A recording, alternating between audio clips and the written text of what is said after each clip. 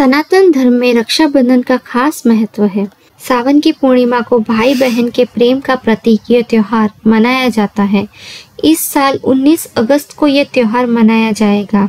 बहनें भाई की कलाई पर राखी बांधकर उनके लंबी उम्र की कामना करेगी।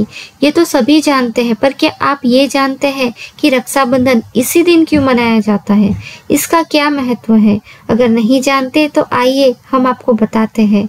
दरअसल माँ लक्ष्मी ने इसी दिन राजा बलि को अपना धर्म भाई बनाया था। और ऐसा क्यों किया था, आइए जानते हैं। पौराणिक कथा के अनुसार जब भगवान विष्णु ने अपने वामन अवतार में राजा बलि से 2.5 पग जमीन मांगी थी और बलि को पाताल लोक का राजा बना दिया था, तब राजा बलि ने भगवान विष्णु से एक वरदान मांग लिया था। वरदान के अनुसार भगवान विष्णु को रात दिन राजा बलि के सामने ही रहना पड़ता था।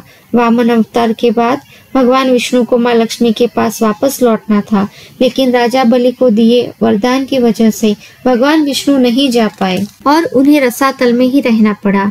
ये जानकारी जब माता लक्ष्मी को हुई तो वे परेशान हुई। फिर नारद जी ने माँ लक्ष्मी को उपाय बताया। उसके बाद माता लक्ष्मी एक साधारण महिला के रूप में रोते हुए राजा बलि के पास जा पहुंची। राजा बलि ने जब उनको रोते हुए देखा तो रोने का कारण पूछा। कारण में माता ने बताया कि मेरा कोई भाई नहीं है, मैं क्या करूं महाराज। उनकी बात सुन के राजा बलि ने उनको अपनी धर्म बहन बनाने का प्रस्ताव रखा। माता लक्ष्मी ने उनके प्रस्ताव को स्वीकार करके राजा बलि को रक्षा सूत्र बांधा और उनसे वचन लिया कि वो उन्हें दक्षिणा भी देंगे। राजा बलि ने दक्षिणा देने का वचन भी दिया। वचन मिलते ही माता लक्ष्मी अपने वास्तविक स्वरूप में आ गई और दक्षिणा में अपने पति भगवान विष्णु को मांग लिया। इसके बाद राजा बलि ने वचन का पालन करते हुए भगवान विष्णु को माता लक्ष्मी को लौटा दिया। सिर्फ यही कथा नहीं है, ऐसी कई कथाएं प्रचलित है।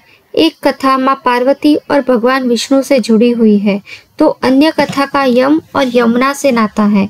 हालांकि ये कथा भाई दूज से भी संबंधित माना जाता है।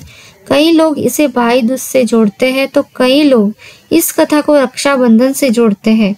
पौराणिक कथा के अनुसार यम और यमुना भाई बहन थे जो 12 साल से एक दूसरे को नहीं मिले थे। इससे देवी यमुना दुखी हो गई। इसलिए माँ गंगा ने यम को अपनी बहन यमुना से मिलने और उसे खुश करने की सलाह दी।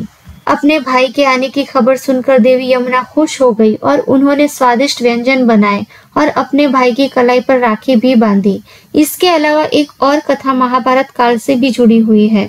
इस पौराणिक कथा के मुताबिक भगवान कृष्ण की उंगली सुदर्शन चक्र से गलती से कट गई थी। ये देखकर द्रौपदी ने खून रोकने के लिए अपनी साड़ी से कपड़े का एक टुकड़ा लिया और भगवान कृष्ण की चोट पे बांध दिया। भगवान कृष्ण द्रौपदी के इस वर्ताव से बहुत प्रभावित हुए और उन्होंने हमेशा द्रौपदी की रक्षा करने का वादा किया। उन्होंने ये वादा तब पूरा किया जब हस्तिनापुर की भरी सभा में सार्वजनिक रूप से द्रौपदी को अपमान का सामना करना पड़ा। सबसे पहली घटना माँ लक्ष्मी और राजा बलि से जुड़ी हुई है। मान्यता के अनुसार ये घटना सावन की पूर्णिमा को घटी थी। तब से इसी दिन रक्षाबंधन का त्योहार मनाया जाने लगा।